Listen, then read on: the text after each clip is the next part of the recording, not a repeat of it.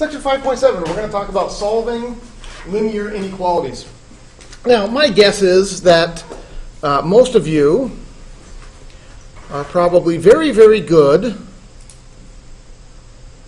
at solving a linear equation. There's a linear equation. How do you look at that equation and right away you know it's a linear equation? What do math people mean when they say linear? Well, to be a line, it would have to have an x and a y. There's no y's in that equation. I'll give you a hint.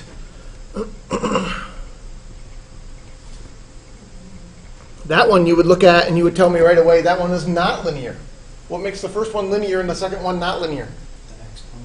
The exponent. So when you have a linear equation, what can you tell me about the exponents? Well, they're not 0. There's actually an exponent there. We're lazy. We don't write it. They're 1. So when I say a linear equation, what I mean is I look at my variables and all my exponents are 1. Now, if it were y equals one of these things, then you're right. When you graph it, you would get a line. What would you call that one? That one is not linear, but it does have a special name. Anybody know? Anybody know what you call it when the power is 2?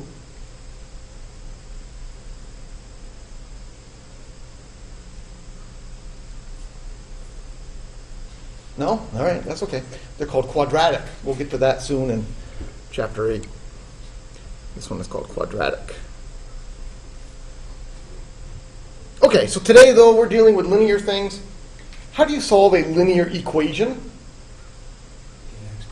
And then what steps would you go through to get x all by itself?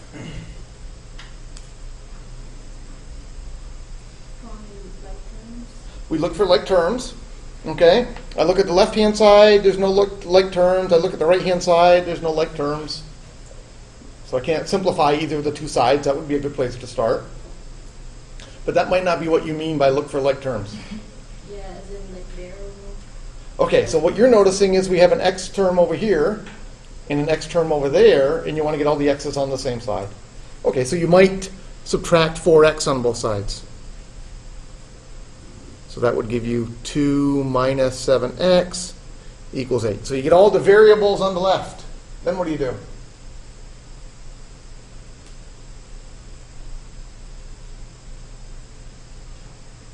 Subtract 2, you get all the non-variables on the right. So we subtract 2 on both sides.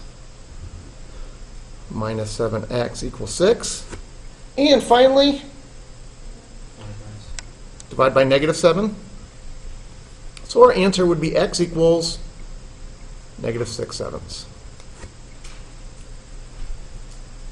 Okay, so that's a linear equation. And my guess is you are all very, very good at solving linear equations. My guess is you've done that many, many times. What's the difference between a linear equation and a linear inequality?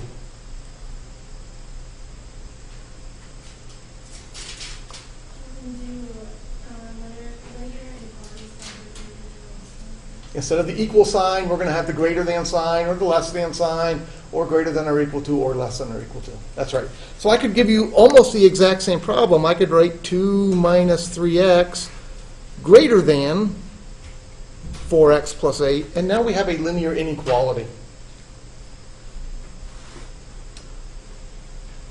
How do you solve a linear inequality?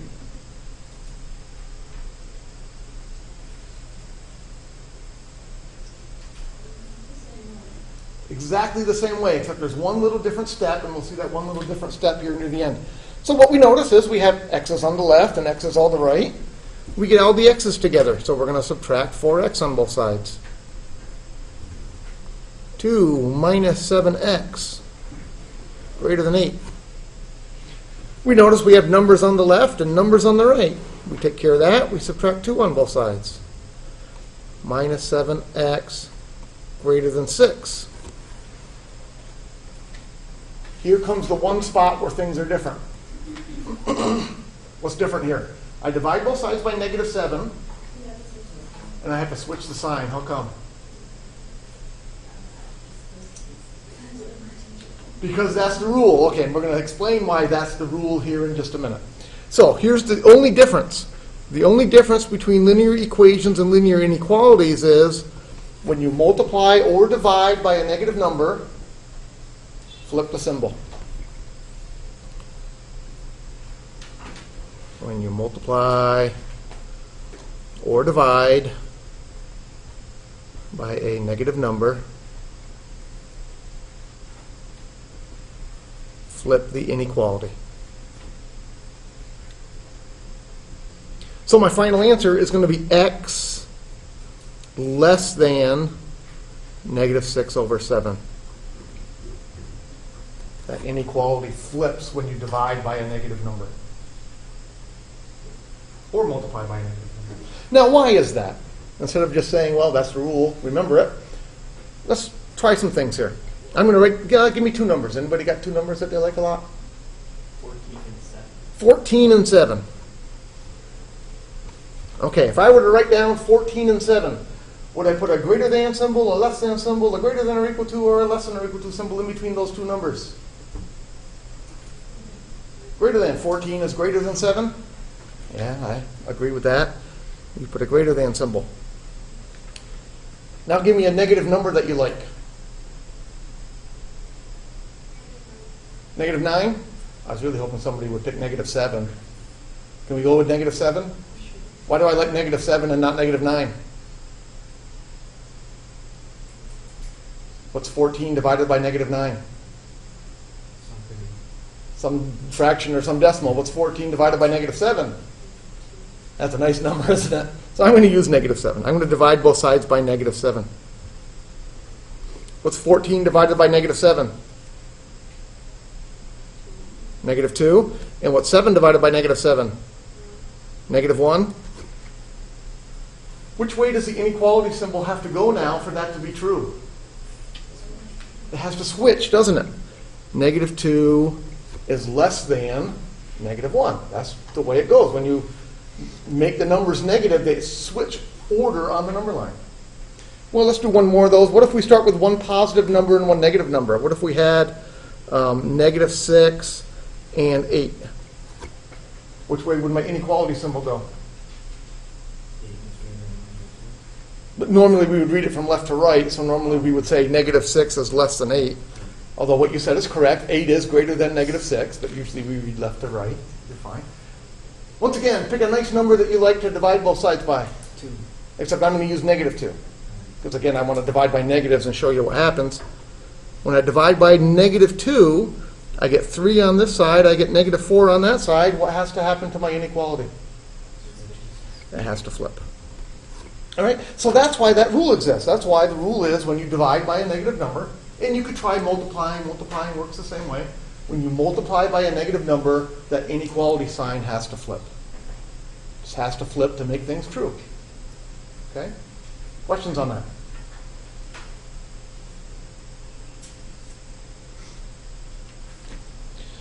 All right, so here's the main thing you're going to be asked to do in this section. You're going to be asked to solve. And it might be something like 1 minus 2x greater than or equal to 5. And then you're going to be asked, write your answer in inequality form,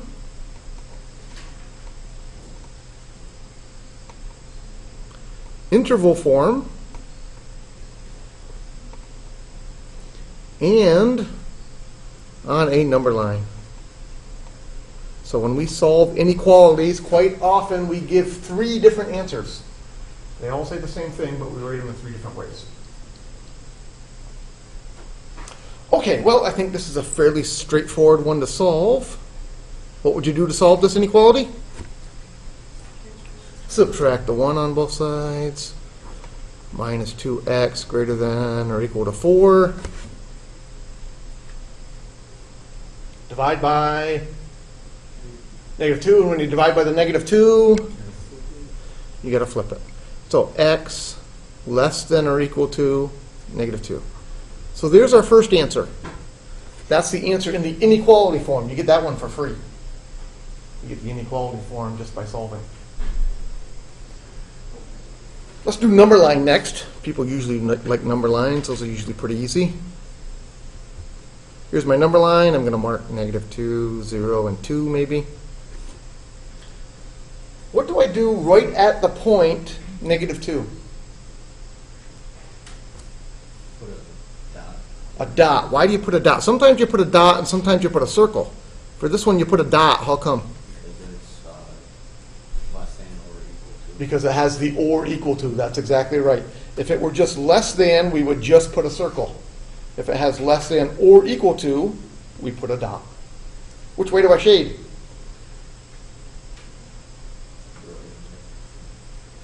Well, you're right, my left, Yeah. correct? We shade, since it's less than, we shade this direction. So that would be our number line answer. And then finally, interval notation. Anybody remember what interval notation means?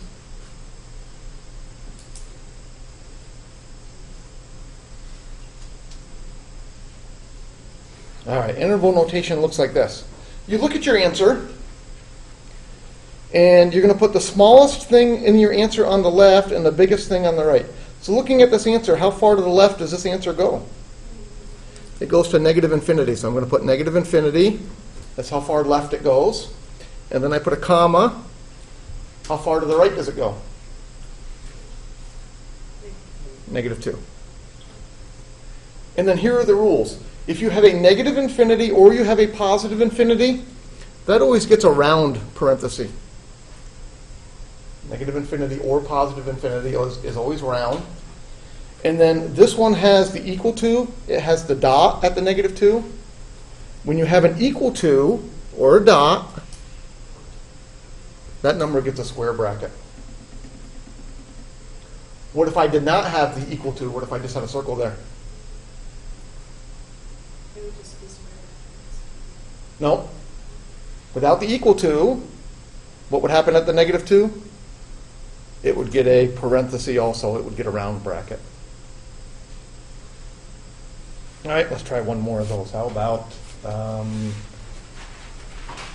oh, here's a good one. 1/3 x minus 1/6 greater than 5/12. I can usually completely freak people out by throwing some fractions on the problem like that one. What do you do?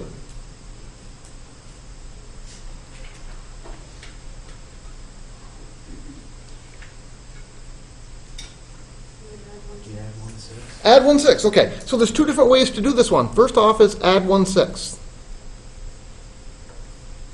So I'm going to have 1/3 x greater than, what's 5/12 plus 1/6? 7/12. How'd you get 7/12? I used my calculator. That's the answer I was hoping I would hear. Technology. Absolutely. Do you have to add and subtract and multiply and divide fractions anymore? No, you have a calculator that does it for you. We've evolved beyond that. We have evolved beyond that. All right, so 7/12. And then what? Divide by 1/3. Divide by 1/3. When I divide by 1/3, do I flip my symbol? No, why not? I'm dividing by a positive number, not a negative number. So we're going to have x greater than, divide by, remember you got to put this one in parentheses, divide by 1/3. Math, enter, enter. 7/4. All right, so the moral of the story is don't let the fractions freak you out. Don't let the fractions scare you. You have a calculator that's wonderful with fractions. Use it. Use it to your advantage. Number line.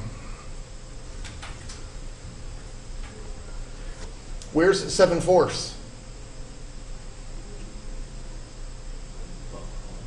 Above 1? All right, that's even more specific than I would have done. All I would have done is I would have said, there's 0, and there's 7/4.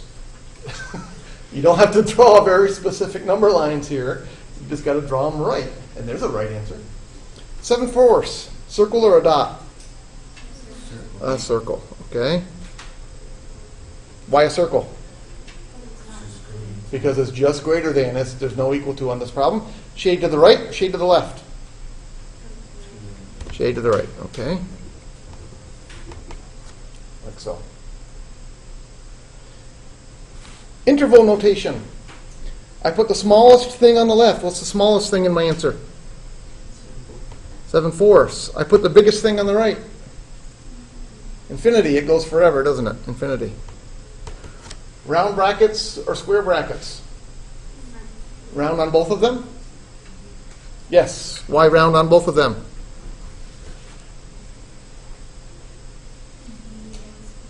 Infinity always gets a round one.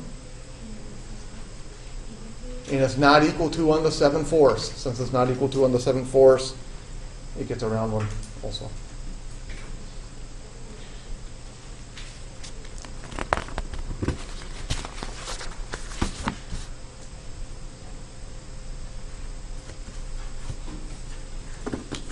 I like this problem so much I'm going to do it again. 1/3 x, I don't remember what it was though. 1/3 x minus 1/6 is greater than 5/12.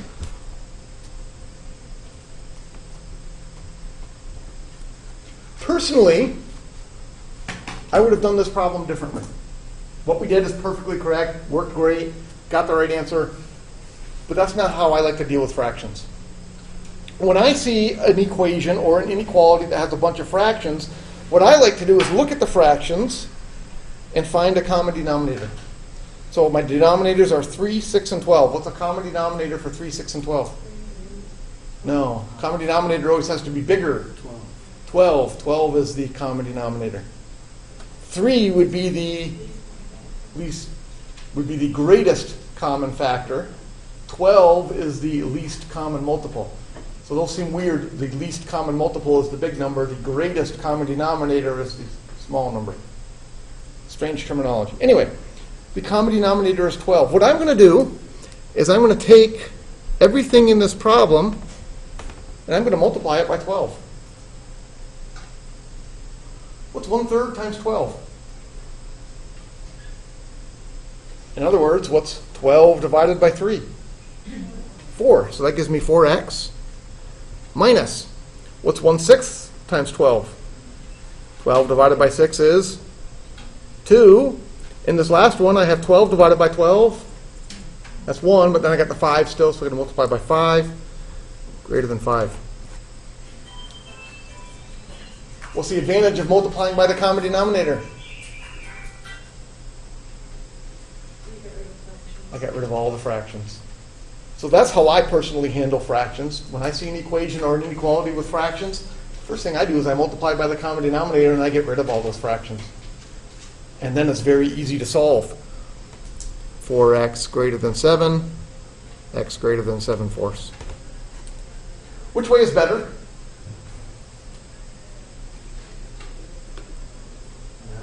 That way, why? Less work? Yeah, maybe. I don't know. Truthfully, no. I don't think one way is better than the other. Which way is better? Whichever way it makes sense to you is better. That's the way you should do it. So, for me, it makes sense to get rid of the fractions. For other people, it makes sense to use the calculator and deal with the fractions, and they don't care. How do you do it? Whichever way works for you is the way I want you to do it. Questions on that?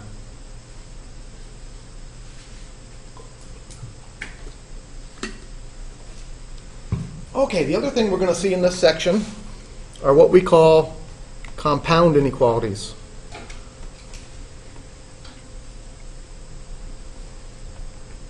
And these are going to look like this. You might have minus 5 less than or equal to 2x plus 3 less than or equal to 9.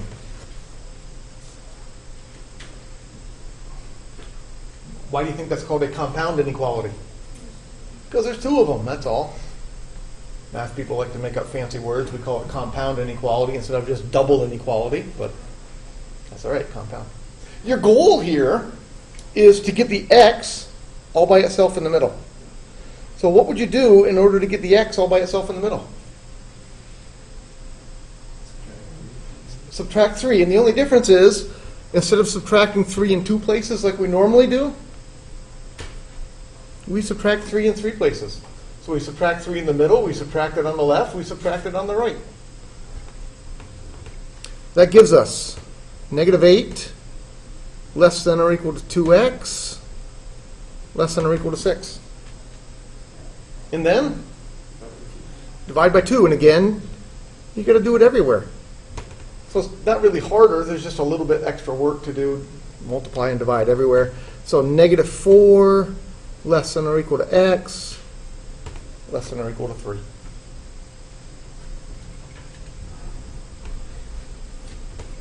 How would you draw that on a number line? You would put -4 at one end and 3 at the other, and then solid circles and change. I draw a -4. I draw a +3. I put solid circles. I call them dots, but solid circles works for me too. Solid circles is a good description. And then you said shade where? In between. Shade in between, because x is in between. Just like so. And how about interval notation? Smallest number in your answer? -4, biggest number in your answer? 3, square brackets or round brackets? Square. On both of them? Yes. How come? They both have less than or equal to, don't they? They both have the equal to. So they both get square ones. Questions on that? All right, let's do one more of those. We got to have another one with fractions, right? Fractions are fun. How about, I don't know, anybody got a good fraction that they like? What's that? You don't like any fraction? Okay, 3/5. -3/5. Less than 1/10 minus 4/5 x less than or equal to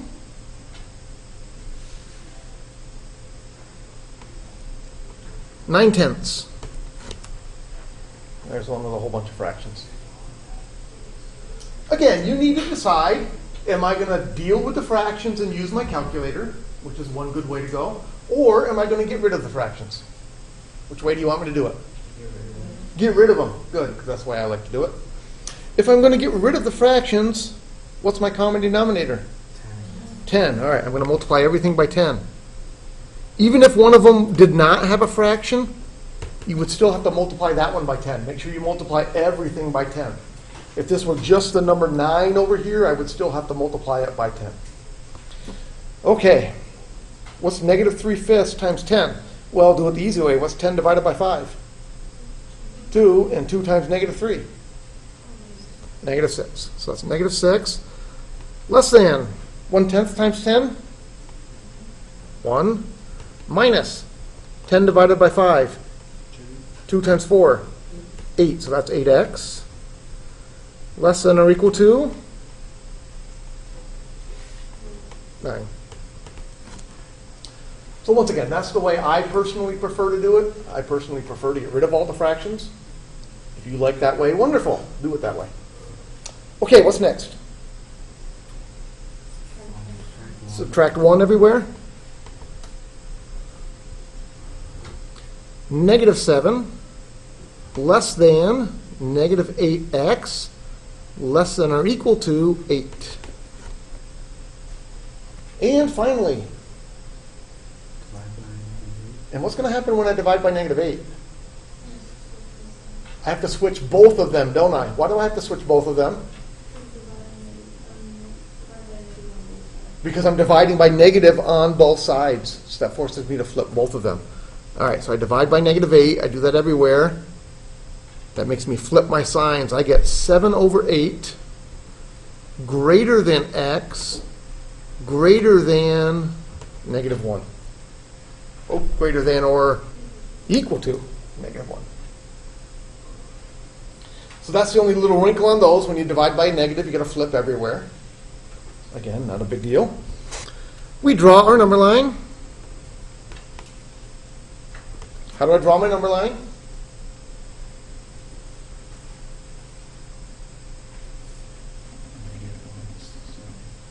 Which one goes on the left, which one goes on the right? Yeah, you got to be careful on this one. Even though -1 is on the right here, -1's the small number, isn't it? So you got to write the -1 there and the 7/8 there. Circles or dots? Dot over -1. One of each. We need a dot on -1 and a circle on 7/8 because the -1 has the equal, it gets the dot. The 7/8 does not have an equal, it gets a circle. And then finally, X is in the middle, so we shade right in the middle. Interval notation. -1 is my small thing. 7/8 is my big thing. Square brackets or round brackets? Again, one of each because it has the equal. Round on 7/8 because it does not. Questions on that?